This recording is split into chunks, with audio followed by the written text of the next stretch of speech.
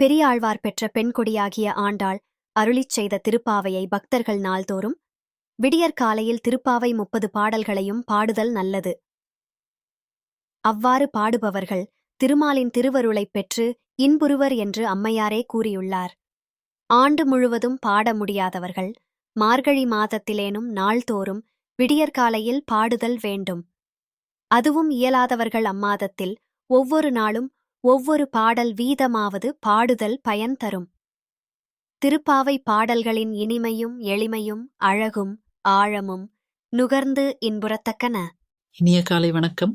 மார்கழி மாதத்தின் 29ஆம் நாள் இன்றைய திருப்பாவை கேட்டு இன்புறுவீர். சீற்றன் சிறுகாலே வந்துன்னை சேவித்துன் பொற்றாமரை ஏடியே போற்றும் பொருள் கேளாய் பெற்றம்மை துண்ணும் குலத்தில் பிறந்து நீ குற்றேவல் எங்களை கொள்ளாமல் போகாது இற்றை பறை கொள்வான் அன்று கான் கோவிந்தா ஏற்றைக்கும் ஏழேல் பிறவிக்கும் உன் தன்னோடு உற்றோமே யாவோம் உனக்கே நாம் ஆட்செய்வோம் மற்ற இனங்காமங்கள் மாற்றேலோர் எம்பாவாய்.